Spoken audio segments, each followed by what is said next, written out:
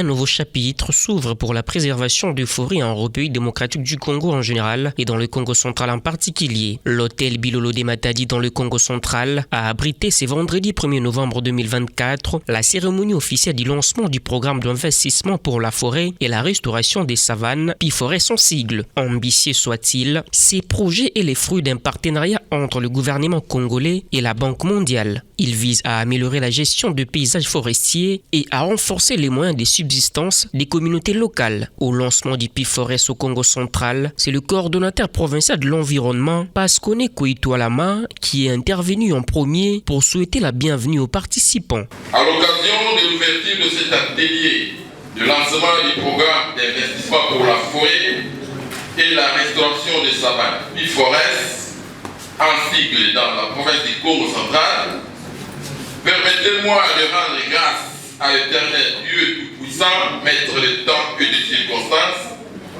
pour le souffle de vie gratuit qu'il nous offre et pour avoir rendu possible la tenue de cette activité ici, dans la province du Congo central. Nous sommes convaincus de l'intérêt que vous accordez à l'objet qui nous réunit dans cette salle de l'hôtel Bilolo. C'est pour moi l'occasion de vous souhaiter la bienvenue. Prenant la parole, le coordonnateur national de l'unité de coordination du programme d'investissement pour la forêt, UCPIF, Dr Clément Vangolotete, lui, a circonscrit les contextes dans lesquels s'inscrivent les actions de premier financement du PIF de la RDC pour éliminer les causes directes et sous-jacentes de la déforestation et de la dégradation des forêts, ainsi que pour promouvoir la gestion durable des forêts et lutter contre la pauvreté. Conformément à l'accord de financement du projet, nous voudrions, au nom de l'équipe de l'unité de coordination du programme d'investissement pour la forêt qui m'accompagne, exprimer nos sentiments de remerciement de la promptitude avec laquelle les autorités du Congo central ont mis à la disposition du projet des bâtiments pour abriter l'antenne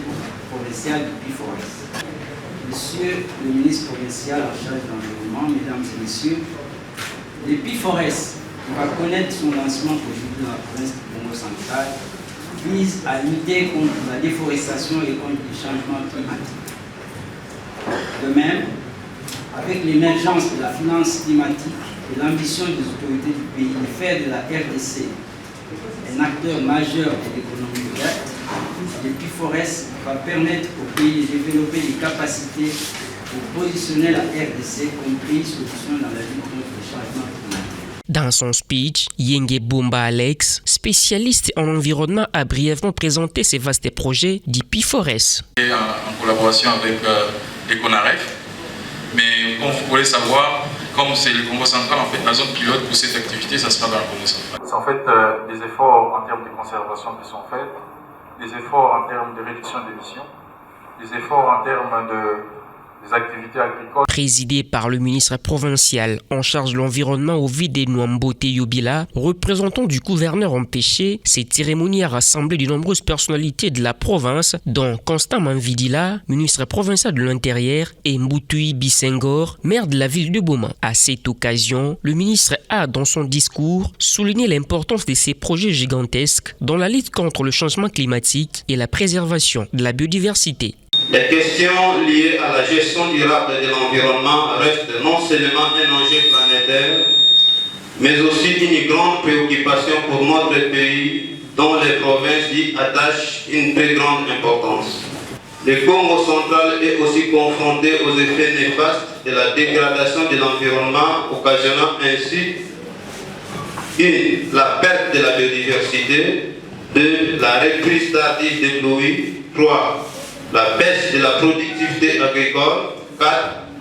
La désertification constatée au niveau de certains territoires, et 5.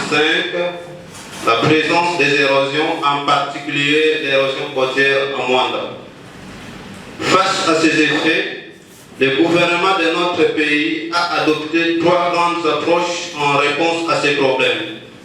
La protection, la conservation et la restauration. Au sortir de l'activité, quelques participants à ces assises ont fait la lecture avec joie du projet PIFORES. Tout ce que je peux leur dire, c'est de protéger nos forêts. C'est très important parce que si on ne protège pas les forêts, l'homme ne peut pas vivre sans en cette période où on lutte contre la déforestation et on veut qu'il y ait un environnement sain pour la vie des humains que nous sommes. Normalement, makambo ezo le kanakati ya mokili na biso etali environnement, les conditions climatiques, augmentation de gestion effet de serre na kati ya mokili na biso. Il faut toyeba ko batela oyo etali zamba na biso, tebe ko batela oyo etali banzete na biso. Muke oyo toza nango to me ko protéger yango de sorte ko katango les soutes parce que ba condition ya mbula to ya ba saison ekomi ko changer. Yango ozomona que biso motoza utiliser par exemple bazama na biso poto tia ba makala to utiliser bazama na biso poto bebisango kutumba ezo sala de sorte que mboka ya ezo sala suma la mingi te.